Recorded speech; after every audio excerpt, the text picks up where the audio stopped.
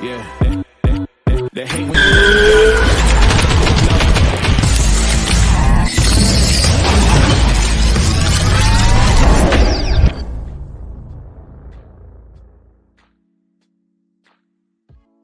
that date, and they also did the fights that were outside of the Riyadh season in other locations. But that is not what they're going to do in the future. Gotcha. I think there was a lot of pushback on His Excellency for doing fights outside of Saudi Arabia and outside of Riyadh season. Okay, so I think going forward, in order to tap into the large budget that they will have to do the fights in Riyadh season in Saudi Arabia, which makes sense. That date, and they also did the fights that were outside of.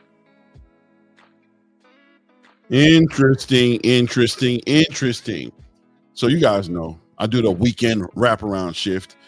Bob Arum has an interview with Dan Rafael a few days ago. It looks like last Saturday. It looks like this past Saturday, maybe after the event, a little bit before the Tim Tszyu Bakram fight, and spoke about Turki Al-Sheikh's future endeavors. What will he be doing? What should we be looking forward to? And Dan Rafael seemed to be acknowledging the fact that they were doing events outside of Saudi Arabia as well, and Bob Arum correcting Dan Rafael or getting him up to speed to let him know, listen, it doesn't look like that's what we should be expecting in the future, as Turki Al-Sheikh, rumor is, was getting pushback from the Prince of Saudi Arabia as far as doing events and hosting events outside the country.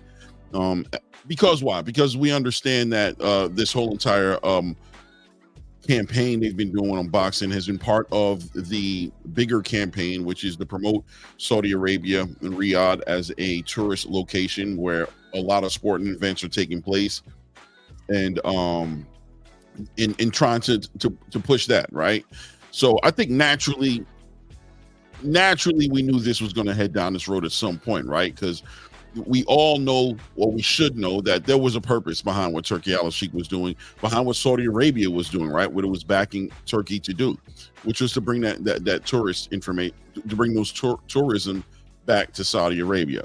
Now, before I go any deeper, shout out to all my subscribers. And once again, if this is your first time tapping into content, I am going to invite you to go ahead and hit the subscribe button, hit the bell icon as well, so you are getting alerts when all this content is dropping. So back at it. How do I feel about it, right? What do I think about it? Now, if people know me, they know I've definitely been an advocate for Turki Al-Sheikh's presence in the boxing game. I think it's been refreshing. We've been getting a lot of big fights that we've been wanting to see. He's been matchmaking the best versus the best, or the best possible available fighters versus the best possible available fighters. And as a boxing fan, that was something that, and it's still something that I'm a fan of, right? I want to see the best fight the best. Turkey seems to be one of the only people, in my opinion, that was really facilitating that type of energy, right? Other people can have their opinions on it. It's all good. But nonetheless, at some point, we had to understand that this was going to come full circle and come back to Saudi Arabia, come back to Riyadh season, to what this was all about. We understand that there was an agenda. There was a narrative. There was a purpose for what Turkey was allowed to do. And the budget that he had access to was a budget pending a certain result, right? Okay, we're willing to spend, we're willing to do and outdo our promotional counterparts, and we brought Eddie Hearn and Matchroom over here. We brought Frank Warren and Queensberry over here. We co-promoted with Golden Boy, even PBC fighters on our Los Angeles card, but ultimately it was going to come full circle and come back to Riyadh season.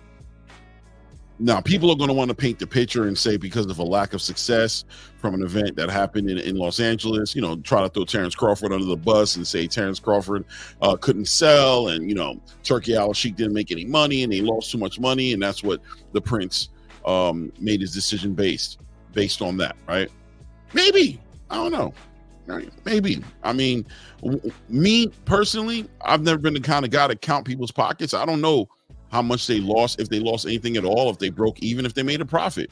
It's all about the fights, right? But everything has a limitation to it. You know, people I'm hearing, want to quote me for inquiring maybe in a few months behind as far as Turki Al-Sheikh's ability to facilitate big fights, right? And me commenting saying that, he's shown a history of not really looking to spare any expense in the idea of making the biggest fights possible, right? Now, that's not something that's going to last forever, but it did seem like in that moment in time, that's where Turki Al-Sheikh mind was at. And I think, a lot of people would reasonably argue that that was his mind state. It might still be his mind state just in Saudi Arabia. Or, this idea that he has unlimited funds or access to unlimited funds. Well, if that was said, there had to be some context put on that, right? Because there isn't an unlimited amount of funds on the planet, right? So to say unlimited as far as it being an infinite bottomless well of money that he can tap into, one could take that technically by the words that were said, if I said those words. But I think if anybody has some practical, critical thinking skills, that they'd understand that just was a metaphor to basically say that the money wasn't the question for Turki Al-Sheikh in that period of time when it came to making the fights, that he was willing to spend more than most people are used to seeing be spent in the space. And that big fighters and big fights that we wanted to see, if they were contacted by Turki Al-Sheikh, might want to open their ears, answer the phone, or whatever have you, at an opportunity to make the most money they ever made. And on the other side of that opportunity, us, the fans, benefiting from seeing the best fight the best. So look, it is what it is. We don't know how accurate what Bob Arum said is. I mean, he's not privy to those meetings. He's not sitting in those meetings. He was basically giving his perspective of what he believes the future is going to be from his understanding of what the whole entire event was supposed to be about. I don't think if the event in Los Angeles was necessarily a successful event where they made as much money as they could make and they were just in the black, that all of a sudden Riyadh season was going to be regularly showcasing in America. I think it's reasonable to argue that wouldn't have benefited Saudi Arabia in the big picture of what the prince and the king of Saudi Arabia had intended the campaign, right, to be fruitful for, right? What were they trying to get out of it? Well, they were trying to spread the name of Riyadh season, show the biggest fights, make an impression in the western part of the world, in America. The same thing they did in Wembley. Wembley was a sold-out arena, from what I understand, anywhere from 96,000 to 98,000 people in attendance. A lot of people would consider that to be successful. Does that mean that Turki Al-Sheikh in Saudi Arabia, Riyadh season, is going to be showcasing out in England? Maybe they will. Maybe they won't. I remember when PBC left Showtime, how people were selling the idea that it wasn't about profits, right? It wasn't because PBC wasn't making Showtime any money. It was because Paramount bought Showtime, and they just didn't want to be sports at all, right? In any sports, including boxing, of course. So we don't know if the profit, if the bottom line was the determining factor as to what they plan on doing or what they don't plan on doing, as there is a bigger picture when it comes to Saudi Arabia's involvement in the boxing space in the present time as we know it. So at the end of the day, obviously, it's going to fall on the promotional companies here in the U.S. to make up their minds on how they're going to move forward as far as making the biggest fights. Will we continue to see more cross promotion? Will we continue to get the best fighting the best and the best fights for the fan bases to watch? Well, time will tell that story, right? But Turki Al-Sheikh choosing to move forward and go ahead and keep his events in Saudi Arabia doesn't come as a surprise to me. I'll be honest with you guys. I don't know why it would come as a surprise to you guys. The man is in Saudi Arabia.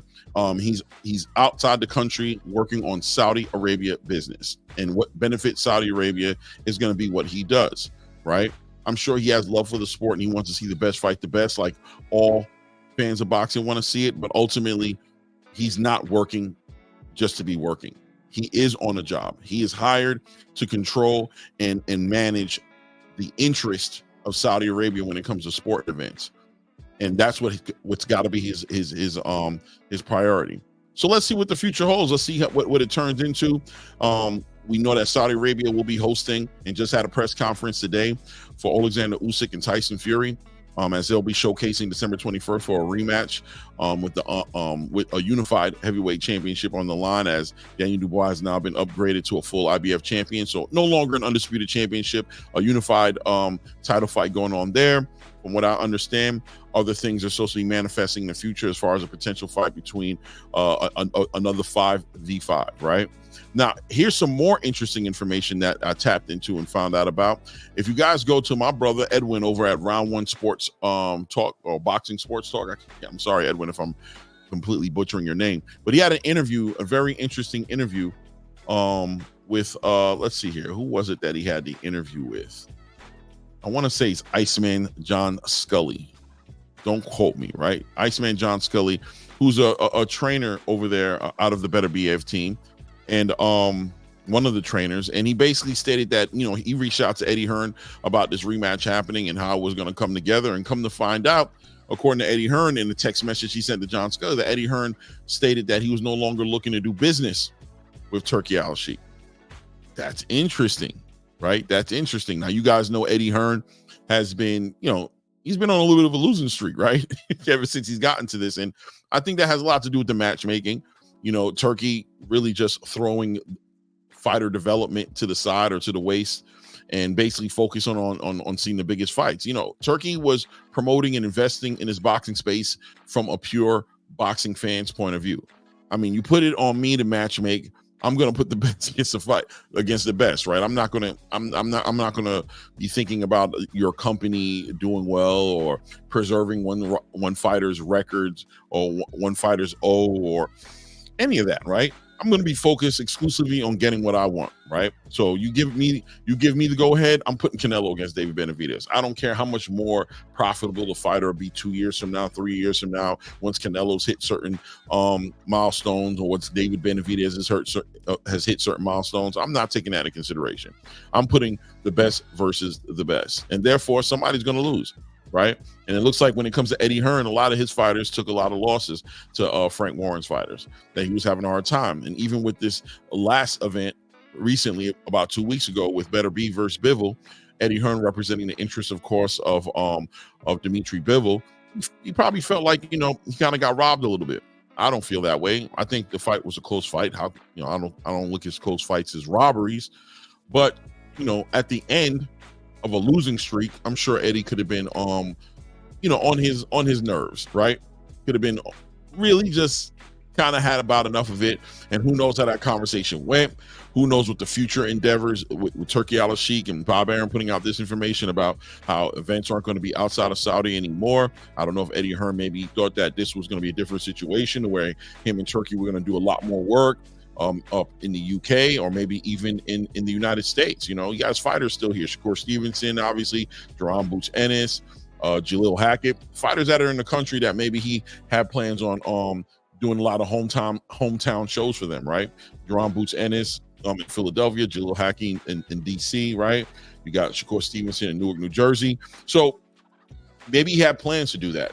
And maybe this news is coming to a shocker to him as well. Maybe he's hearing the bad news that, hey, man, I don't mind working with your fighters, but they're going to have to come here in Saudi Arabia and perform here in front of the prince, in front of the king, in front of the Saudi Arabian, you know, country. You know, your people could fly over here, things of that nature. And you know, Eddie Hearn might be finally understanding, like, listen, that's all the way to America. That's a long trip. It's going to be hard for me to promote my fighters that way. We'll see, right? But a lot of things are changing, and you know, at some point we knew these things were going to change. I don't care.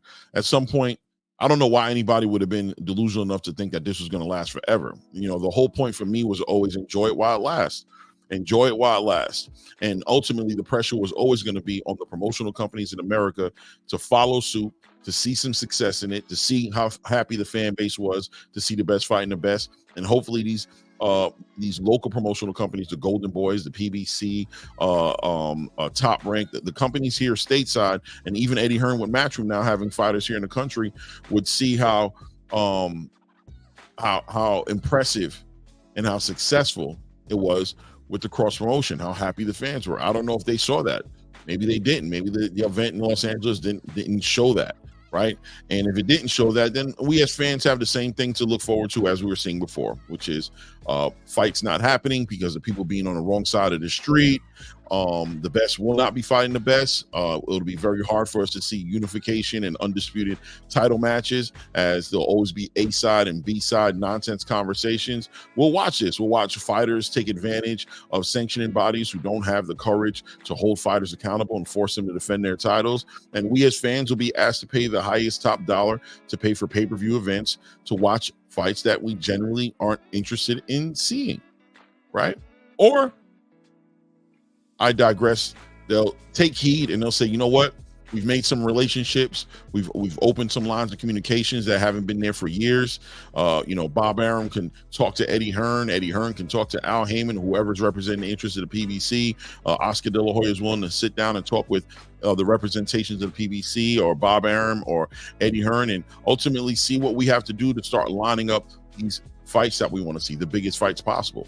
But until then, there'll always be a platform. There'll always be a stage to showcase the biggest fights, as long as the fights are happening in Saudi, right? So the biggest fights in the world for the biggest unification and undisputed titles, and fights like Shakur Stevenson versus William Zepeda, or Shakur versus Gervonta Tank Davis, or Canelo versus David Benavidez, right? Or David Benavidez versus Arturo Beterbiev, or whatever fights, right? The biggest fights that you want to see are probably happening in Saudi Arabia, unless the promotional companies in America are able to come together, work together, erase these lines, and put the fans first. But you guys let me know what you guys think in the comment. Bob Arum has stated what he thinks is going to happen. Bob Arum is a well-tenured promoter in the space, over 90 years old, has about well over 50, 60 years experience inside the boxing space, probably more than that. Generally speaking, I think he knows what he's talking about, right? So let's see what happens. Let's see what it looks like as the coming months come out and things are developing. We have Latin Night, I believe, coming up next month as well. Oscar De La Hoya will be showcasing a whole load of Latino fighters. We're going to be seeing William Zepeda, I believe, headline that card with Tevin Farmer, and a bunch of other fights that are going to be made on that card as well. And of course, like I said, come late December 21st, right before the end of the year, we should be seeing Alexander Usyk and Tyson Fury fight. I believe a co-headline on that card is Israel Machimov and Sergey Bohachuk that are supposed to be on that card. So we got a lot of great boxing to watch. You guys enjoy. Let me know what you think in the comments. Is this a big deal? Did you guys not see this coming? What do you guys think about Turki Al-Sheikh getting pushback from the Prince of Saudi Arabia, saying, listen, that was cool, but that's not what I sent you out there to do. The budget is for Saudi Arabia business, for Saudi Arabia to be promoted, for tourism to be brought back to this country. I don't want any more events happening outside the country. I want it to happen in Saudi Arabia. Is that the worst thing that could ever happen for boxing at this point? Let me know. It's your boy Claymore Rain. Shout out once again to all my subscribers. Shout out to you guys if this is your first time seeing this content. I already told you in the beginning. I'll tell you again. Welcome to the channel. I'm going to invite you to hit that subscribe button, hit your bell icon so you are getting alerts when all this content is dropping. And he was in it, and just like that, at this point, we out.